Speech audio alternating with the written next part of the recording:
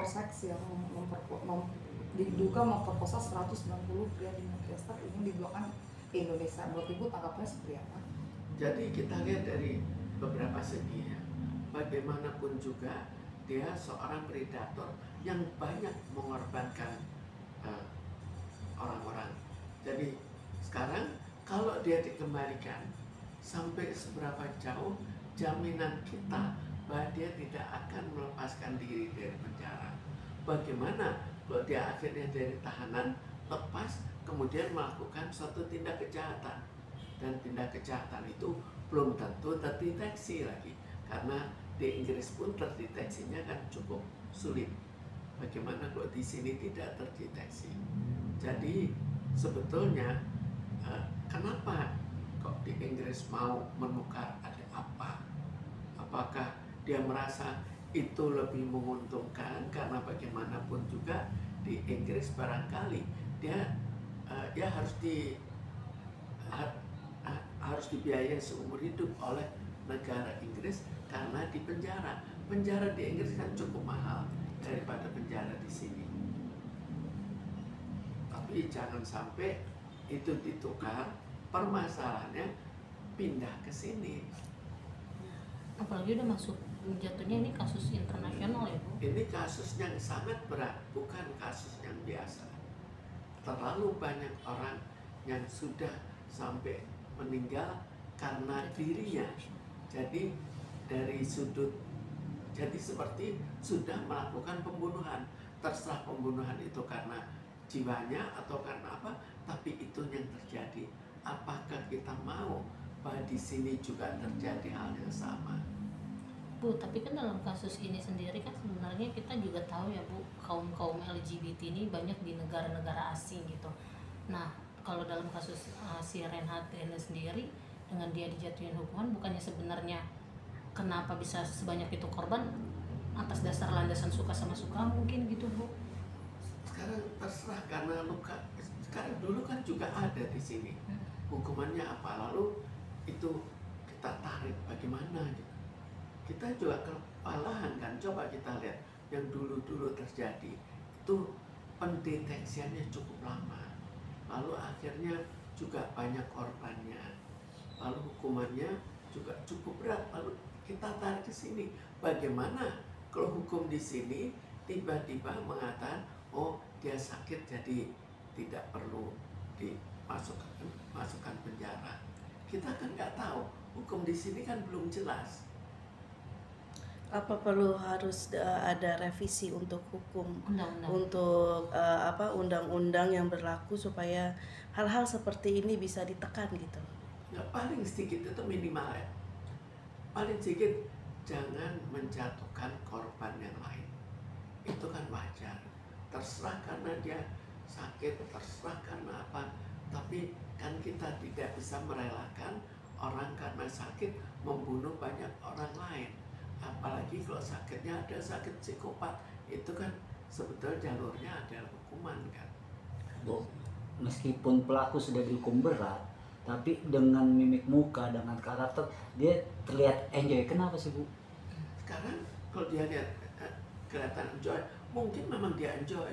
Tapi sekarang jadi masalah, kalau itu suatu tindakan kriminalitas, di mana dia betul-betul enjoy, senang terhadap pelaksanaan untuk melakukan suatu kejahatan.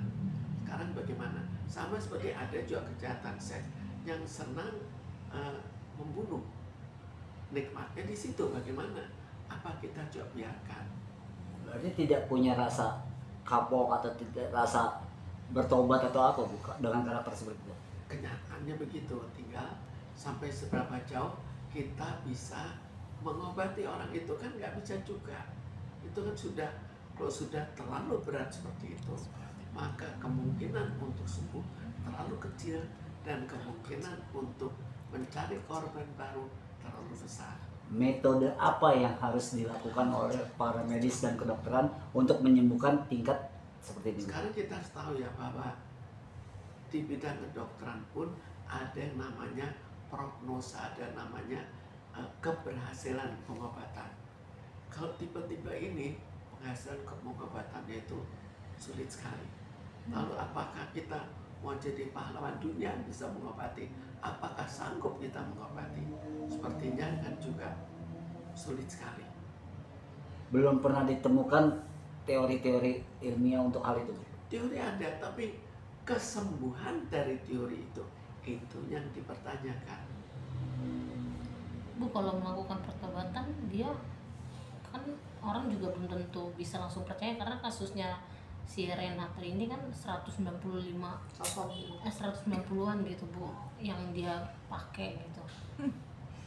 Ya, sekarang kalau dilihat dari jumlahnya, mestinya ya hukumannya Penyakit ya, Bu. nggak bisa dibiarkan. Terserah itu, kalau itu suatu penyakit, oke, silakan, tapi tetap saja tidak bisa keluar dari suatu ruangan tertentu. Tapi kan ini kan udah mencakup antar negara ya Bu ya. Apakah ini pasti ada unsur politiknya gitu di antara negara? Kita tidak tahu siapa yang ingin diloloskan dari sini, dari orang warga negara Inggris yang di sini diminta untuk ditukar. Siapa? Tanda tanya besar berarti Bu. Tanda tanya besar. Dan apakah ada sesuatu di balik itu? Apakah ada biaya sebagai pertukaran, sebagai pergantian? Itu pun kita belum tahu kan, dan mungkin tidak akan tahu. Tapi kehadiran predator ini kan tentu menimbulkan ketakutan. Itu kehadiran predator seks di masyarakat itu kan menimbulkan ketakutan yang sangat luar biasa. Itu cara mengenali ciri-ciri itu apa sih? Nah, sekarang kita lihat ya, ciri-ciri itu di Inggris begitu sulit untuk diatasi, begitu sulit untuk diketahui. Apakah kita anggap kita akan cepat mengetahui? Bu, tapi kalau si predator kayak sekelas Reinhardt ini Bu, dia ngelihat status dari yang dia pakai itu dari segi umur kah, atau memang karena dia punya fantasi sendiri Ya gitu? mungkin dia punya suatu kelainan tersendiri dalam seksnya, di mana dia akhirnya menikmati. Kan kalau kita lihat dari kelainan seks itu adanya, oh senangnya sama anak kecil, ada yang senangnya sama jenazah, ada yang senangnya dengan binatang pun ada. Jadi itu kan namanya penyakit. Tapi apakah kita mau dioper penyakit itu dibawa ke sini? Dan apakah itu tidak membawa risiko yang terlalu besar, di mana hukum kita belum berhasil ditegakkan dengan baik, di mana penjara belum berhasil untuk betul-betul melarang seorang yang dipenjara untuk keluar. Dilarang, tapi belum berhasil untuk mencegah. Ternyata cukup banyak yang menjalankan penjara itu di luar penjara, hukuman penjara di luar penjara. Kalau untuk kasus Reinhardt ini Bu, dengan dia sudah diworo-woro di sosmed akan dipulangkan dengan barter, sebenarnya itu lebih masuk kayak si Reinhardt ini punya power kah Bu sampai ada Itu dipertanyakan, tapi powernya power apa? Ternyata kan orang tuanya orang kaya, itu kan powernya. Apakah power kekayaan yang dipakai? Kalau power kekayaan yang dipakai, kira-kira apa? Apa mungkin ada hubungannya dengan mafia-mafia yang ada di Indonesia? Ya itu mungkin, banyak kemungkinan. Kita kan belum mempelajari bagaimana kita bisa mengambil suatu kesimpulan tanpa mempelajari, tanpa mendapatkan data yang jauh lebih besar. Karena kita dapat data bahwa dia adalah seorang predator seks, tapi sampai seberapa jauh detail-detail dari kekeluargaannya itu kita tidak tahu. Kita tahu keluarga orang kaya, tapi di samping itu apa lagi yang kita ketahui?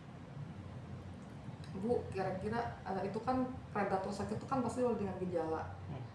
Apa sih sebelum itu menjadi semakin parah, apa yang harus dicegah gitu Bu? Sebelum semakin parah kan kita mengobati, tapi apakah ada keberhasilan dalam mengobati? Sama seperti kita hadapi seorang pasien kanker stadium 4, apakah bisa aja kita obati? Bukan tidak bisa, tapi apakah akan berhasil? Ini juga mirip juga kan, apakah akan berhasil? jika kita jangan berangan-angan berhasil, dan karena berangan-angan berhasil kita loloskan. Berarti harus ada keinginan sendiri dari pasiennya untuk berubah. Apakah mau pasien, apakah sekarang prinsipnya apakah berhasil gitu. Kita ada misal seorang yang senang membunuh, lalu kita loloskan, kita obati, apakah akan berhasil? Siapa yang begitu hebat untuk mengobati jenis-jenis penyakit seperti ini? Berarti dari kalau gitu, dari sebelum dia masih kecil terus menuju remaja, orang tua lah yang benar-benar harus berperan penting dong, bisa dibilang gitu. Mestinya begitu, tapi kita tidak tahu apakah memang ada suatu bakat yang terlalu negatif pada dirinya. Tapi kalau mau kita ikuti sejak dia masih kecil, bagaimana peran orang tuanya, bagaimana waktu awal sudah dilihat adanya suatu kelainan, tapi kenyataannya di Inggris pun baru menemukan setelah banyak korban. Jadi orangnya cukup pandai dalam menutupi. Berarti kan pengaruh teman-teman dan lingkungannya itu sangat berpengaruh kepada Renhat tersebut dong, yang menjadikan dia sebagai predator, bisa dibilang gitu, Bu. Lingkungan. Lingkungannya. Sebetulnya bukan lingkungan, belum tentu dia akan memperlihatkan pada lingkungannya, tapi barangkali ada suatu keadaan di mana orang tuanya terlalu membiarkan apa yang diinginkan, termasuk misalnya senang untuk menyiksa orang, dibiarkan. Jadi ada apa dengan orang tuanya perlu kita selidiki, tapi kita sekarang karena ini sudah terlanjur sangat parah, apakah kita akan menyelidiki sejauh itu, atau paling tidak mencegah jangan sampai dia melakukan suatu pembunuhan di kalangan orang-orang sini. Kalau misalnya itu berada di Inggris, kan kemungkinan untuk melakukan untuk orang Indonesia jauh lebih kecil daripada kalau dia berada di sini. Tapi predator seks itu kerap mendapatkan penyiksaan di penjara itu. Jadi kan itu kan dia sendiri disiksa oleh para napi sampai cedera. Itu gimana sih? Jadi dalam hal itu sampai sekarang kan tidak ada jalan keluar, karena sama seperti misalnya seseorang di sini melakukan penganiayaan terhadap anaknya, itu kan juga disiksa. Sekarang harus bagaimana?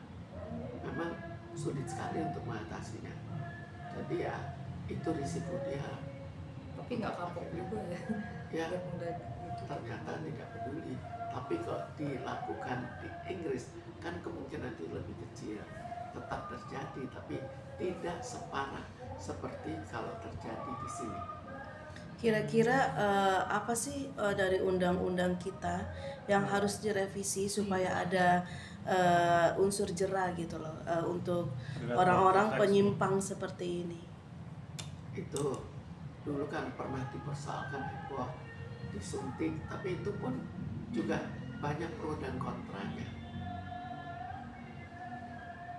Pro kontranya. Tapi ya pro dan kontra untuk menyuntik orang supaya jadi tidak bergairah. Kalau secara Tapi kalau pada dirinya, apakah cara apa yang membuat dirinya untuk menikmati pembunuhan? Apakah pembunuhan itu sendiri? Maka dengan hormon pun tidak akan berhasil. Kalau menurut Ibu sebagai seorang psikiater, untuk menanggulangi atau mengatasi masalah terkait kelainan saya, menurut Ibu solusi yang tepat itu apa, Bu, dari menurut Ibu? Jadi solusi tidak ada, tapi keberhasilan terhadap solusi itu yang jadi pertanyaan. Di Inggris juga ternyata tidak berhasil. Apakah dianggap di Indonesia akan berhasil? Ini kan suatu penyakit yang bukan hanya ada di Indonesia, di Inggris atau tempat-tempat lain. Sekarang negara mana yang psikiaternya berhasil untuk mengatasi penyakit-penyakit seperti ini? Kalau tidak berhasil bagaimana? Seperti orang yang biasa membunuh, apakah karena dia mempunyai kelainan dia senang membunuh akhirnya diberikan prioritas? Kan enggak juga. Itu tetap suatu yang sifatnya penyakit, walaupun itu penyakit tapi bukan diberikan dispensasi. Kalau itu penyakit yang sifatnya sakit jiwa, yang betul-betul sakit jiwa, itu masih bisa diberikan dispensasi. Kenapa? Karena kalau diberikan obat bisa sembuh. Jadi belum ada formula khusus ya. Setahu saya belum ada. Jadi sekarang kita mau bagaimana? Hanya untuk memenjarakan di sini atau bagaimana? Apakah bisa dipenjarakan? Dipenjarakan di sini bisa. Apakah bisa dipenjarakan dan tetap berada di penjara? Apakah kalau digabung dengan yang lain, apakah dia boleh bebas untuk membunuh yang lain? Atau ada penjara khusus kelainan seks, bisa bilang gitu, atau kelainan? Sampai sekarang kan belum ada penjara itu, jadi tetap digabung dengan yang lain. Tapi mungkin bisa dipertimbangkan untuk ada penjara isolasi khusus untuk yang penyimpangan seks seperti ini. Sekarang berapa orang sih seperti itu? Sekarang kita sendiri kekurangan tempat, lalu mau dibuat tempat seperti itu. Pertama, kita perlu memperluas penjara ya. Itu untuk orang-orang yang sekarang yang akhirnya banyak diloloskan. Tapi agak ironisnya, yang diloloskan karena penjara penuh. Kenapa? Orang yang kita perkirakan mempunyai suatu kekuasaan atau uang.